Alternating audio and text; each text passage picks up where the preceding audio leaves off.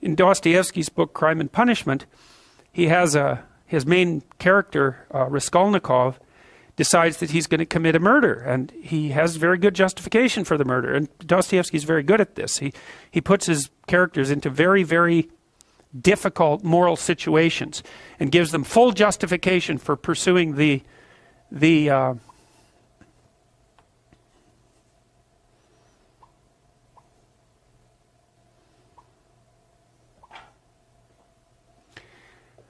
pursuing the pathway that they're pursuing. And so Raskolnikov, he's broke and starving. He wants to go to law school. His sister's about to prostitute herself, roughly speaking, by marrying a guy that hates her, that she hates, and he has contempt for her, or at least acts in that manner. He's trying to rescue his mother as well, who's also in dire financial straits. He goes to a pawnbroker to pawn his meager possession so that he can continue to scrape by. And she has this niece, I believe it's her niece, that's not very bright, who she basically treats as a slave and is horrible to. And so the pawnbroker has this money. Raskolnikov is in dire need. He thinks, look, I'll just kill her, because why the hell not? I'll take her money. She's not doing any good with it anyways. I'll free her niece, who's just lurking as a slave. She's got all these other people tangled up in her pawnbroker schemes. All that'll happen is the world will be a better place. And the only thing that's holding me back is conventional moral cowardice.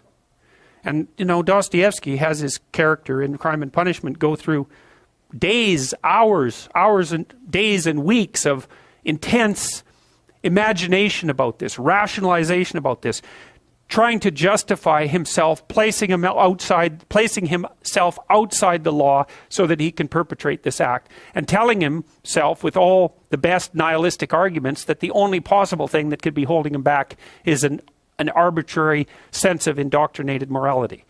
And so Dostoevsky explores that. He does commit the murder, and then of course all hell breaks loose because things don't necessarily turn out the way that you want. He gets away with it, however. Well, he gets away with it technically because no one knows he did it. But he doesn't get away with it in relationship to his own conscience.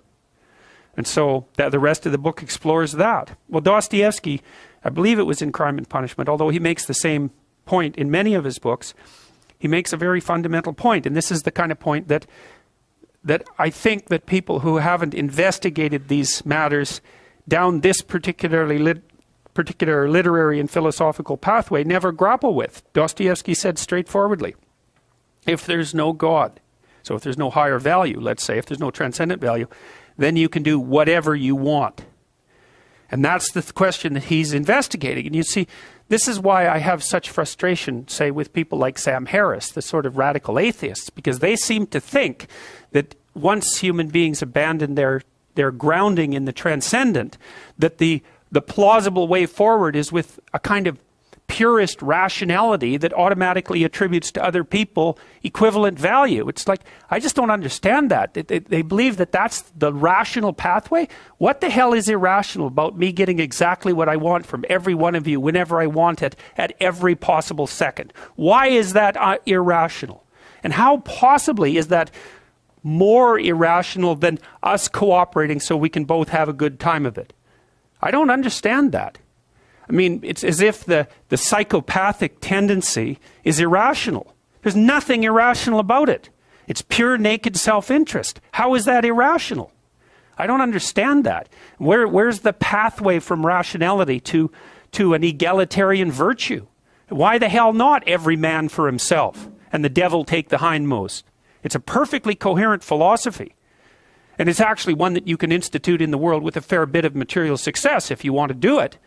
So I don't see. To me, I think that the universe that people like Dawkins and Harris inhabit is so intensely conditioned by mythological presuppositions that they take for granted the ethic that emerges out of that as if it's just a given, a rational given. And this, of course, precisely not Nietzsche's observation as well as Dostoevsky's. That's Nietzsche's observation.